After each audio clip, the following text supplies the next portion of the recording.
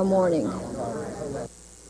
Well, there were two considerations. The first was that we needed as much time as possible to get the roads clear, and our highway people felt that they would need through the evening tonight and through the early morning hours. And second, that would allow the normal shifts that start at 6 a.m. to get to work in the morning. And you're confident?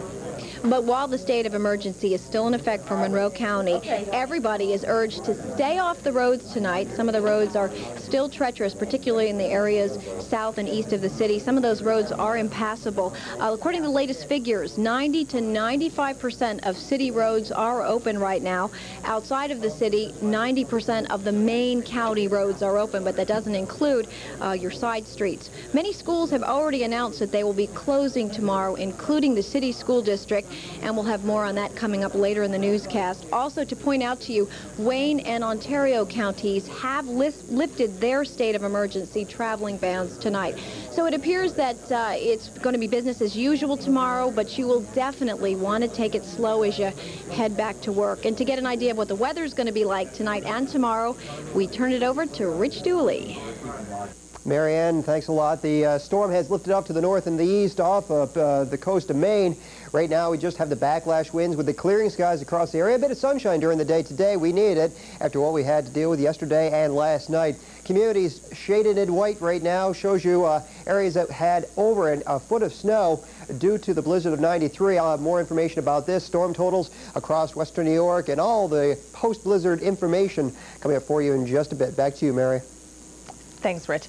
Well, for many people, they spent their Sunday afternoon digging out for what some are calling the worst storm in a century. Blowing and drifting snow along with high wind gusts made it both a chore and a challenge to clean up from what the blizzard left behind. The snow plows were a welcome sight for people living along Chili Avenue, but for Richard Quattro, the big trucks serve as a reminder that he won't be getting his newspaper or bills tomorrow. I got a casualty here. The plow hit this mailbox yesterday and just took it right off the post, broke the post off. Miniature plows were hard at work. Others dug out the old-fashioned way with a shovel in hand.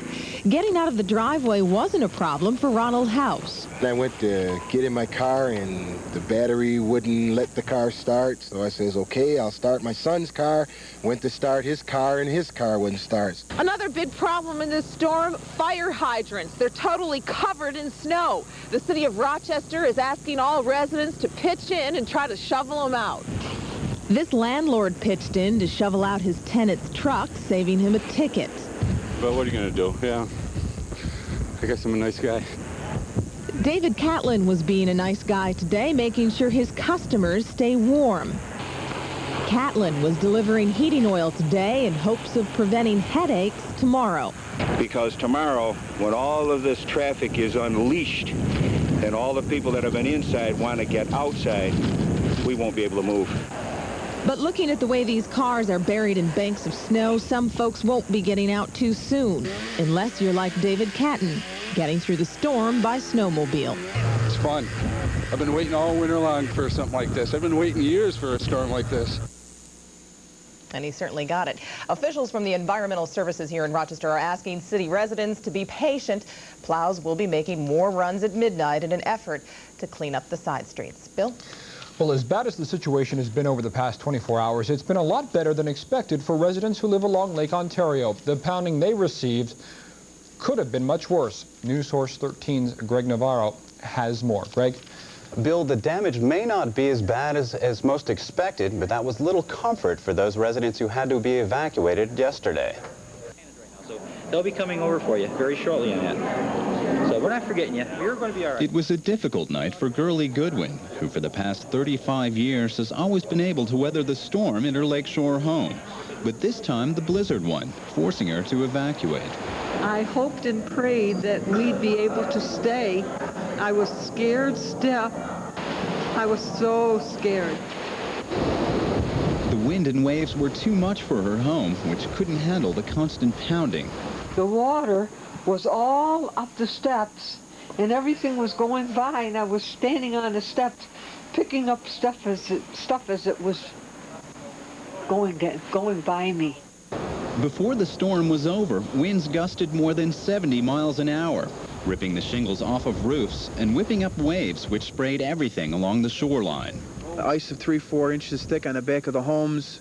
We also had vent pipes on top of the roofs that were covered over. We were afraid of some carbon monoxide. Today, residents began breaking through the ice to survey the damage, venturing out along the frozen lakefront extending almost 150 yards, which some say saved their homes.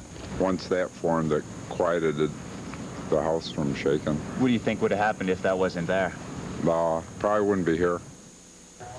Only 3 lakeshore residents were evacuated, mainly as a precaution, and were back home by this afternoon. The storm may be over, but their problems are not. The ice and high water could still cause severe flooding during the spring thaw. Greg, I know the auxiliary police issued ID tags along the residents along the lake in case of an evacuation. I guess the obvious question is, should residents hold on to them? Yes, most definitely. I spoke with an officer at Lakeshore Fire Department who will aid in the evacuation if that becomes necessary. He says residents will need to get those tags back to get back into their homes if they are evacuated. Okay, Greg Navarro, thank you very much for this afternoon. The dedication of civic personnel along lakeshore communities was mirrored throughout this community as the blizzard conditions reached their height.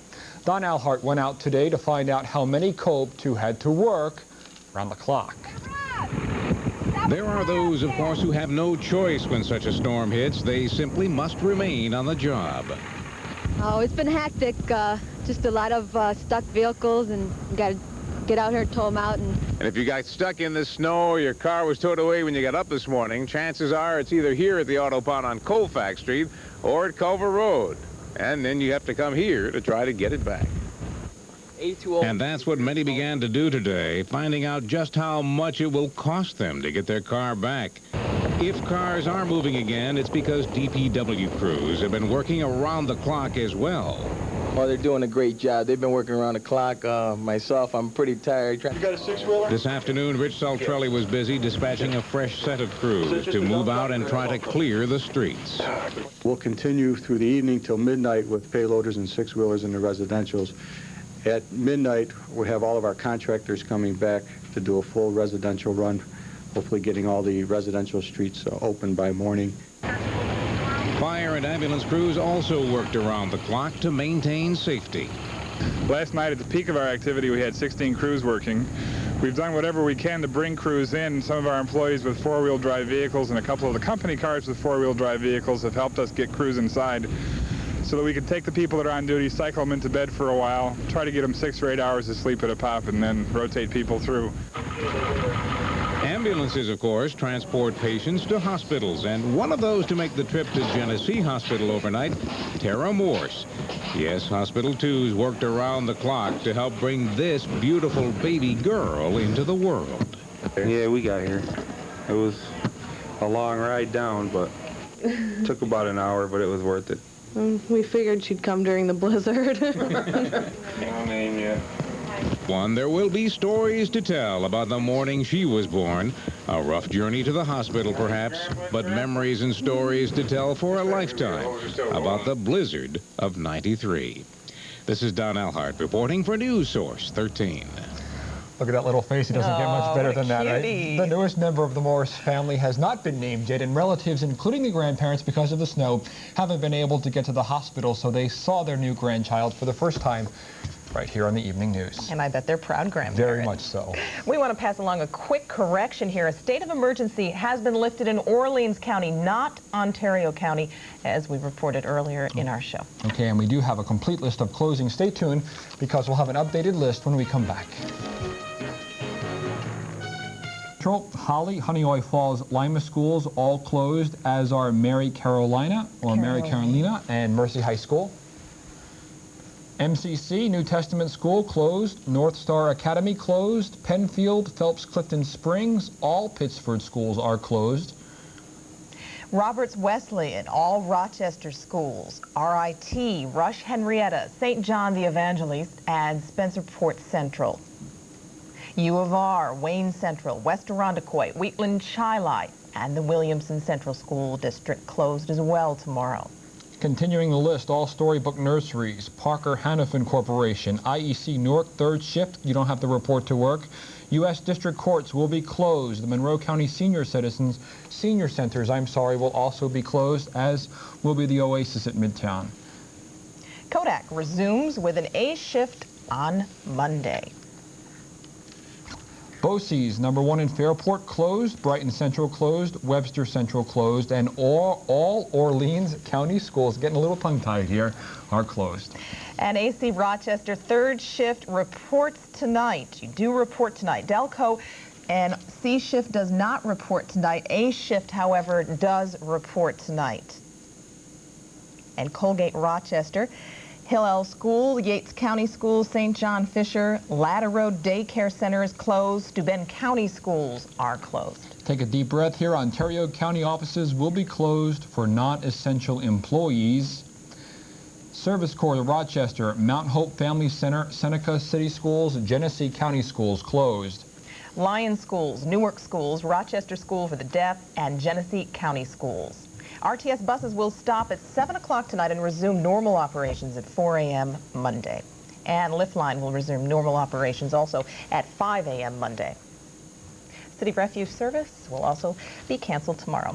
And one busy gentleman in our weather office all day has been Rich Dooley. Oh, Rich. Oh, hi. Yeah, we started in yesterday, and we just keep on going through tonight. Some record cold, and the storm is exiting, but we have a lot of information to give you about that storm coming up in just a bit. Okay, thanks, Rich. Okay. We will be back in just a minute. Stay with us. But we are going to take, the deep plunge, right? That's right. Tonight, temperatures already close to 10 degrees and dropping only another 10 degrees. We're going to have record low temperatures tonight. Record low last year was set 3 degrees above zero. It looks like tonight will drop down close to 0 degrees. Let's go and show you what happened in terms of snowfall from this magnificent storm, meteorologically speaking. Of course, we had 50 inches of snow with wind gusts close to 100 miles an hour down at Mount Mitchell, North Carolina, and that swath of foot-plus snowfall amounts extend all the way up through the spine of the Appalachians on into Maine. 26 inches of snow at Portland, Maine, 10 inches of snow in the Big Apple, 38 inches of snow in Syracuse, New York, just to the east of us, and 25 inches of snow, and that's down to the south at Pittsburgh. The storm has moved off to the north and to the east, but in its wake, a lot of snowfall amounts all across western New York, at 27 inches of snow at Springwater, close to a foot at Newark, 19 inches of snow, Mark Smith reports, at Webster. The National Weather Service reported just over 22 inches of snow, and there you see Perry and Hilton, a little bit less than 20 inches of snow, but all across the region, anywhere from around 16 to 26 inches of snow. Just a blockbuster storm overall. Now for tonight, this is what we're looking for. West winds to diminish somewhat to around 10 to 20 miles an hour. That's going to occur probably after around 9 or 10 o'clock. Before that, winds over 30 miles an hour at times. Once again, record cold, with the record being 3 degrees for tomorrow morning. Lingering late flurries with around 1 to 3 inches of snow and partly cloudy skies for the rest of us. It's going to be a cold night overall. 16 degrees was the high today. There you see a low of 8 degrees, and that is definitely going to be changed as of 11 o'clock. Partly cloudy skies right now at the airport, and 12 degrees. West winds at 28 miles an hour with gusts up to 35, and the wind chill right now at 28 degrees below zero. Wind chills tonight 20 to 30 degrees below zero. A bitter night overnight tonight. 8 degrees at Avon, 4 at Perry already, dropping below zero tonight in a lot of the outlying areas. 10 degrees at Pittsburgh, and there you see Williamson at 14 degrees. Now the satellite picture tells the tale. It shows the clouds making their way off to the north and to the east. The clearing line back to the west continues its march on into western New York, but some more clouds making their way on into western New York with the northwest winds coming across the Great Lakes, producing some very light lake effect flurries. The northwest winds continuing during the night tonight. Live Rochester radar shows that we don't have much in the way of flurry action. Very spotty indeed over the Orleans Monroe County line, also a little bit over northeastern Monroe County, but for the most part, around 1 to 3 inches at most, and that's going to be over extreme northeastern Monroe County into Wayne County. The forecast map for tomorrow morning shows a lot of sunshine, but once again, record cold will be rising out of the single digits, close to 23 degrees by tomorrow afternoon as this area of high pressure clears out the whole eastern part of the U.S., but this storm system moves in, brings us some light snow overnight on Monday, maybe mixing with a little bit of rain as the winds start to really gust on Tuesday. South winds 20 to 30 miles an hour, but those southerly winds bring us some warmer air, highs close to 40. For tonight, cold conditions, lake effect snow, west-southwest winds, and 0 degrees, and dropping below zero in outlying areas with that fresh snow cover. Temperatures in the single digits tomorrow morning, but not as cold during the day on Monday, with the sunshine helping things out and increasing clouds by tomorrow afternoon. temperatures by Tuesday, 38 degrees and windy with some rain and or snow. Temperatures dropping from an early high on Wednesday with a rain-snow mix. And then for Thursday, partly sunny skies and the high of around 32. And I'm looking ahead, another storm system making its way out of the Gulf for next weekend. Not Really? a blockbuster storm, nothing like what we had here, but just continuing a very, very crazy weather pattern, very busy. Can we hope you're wrong? Sure. Okay. Thanks, Rich. Mike Catalano's up next with sports.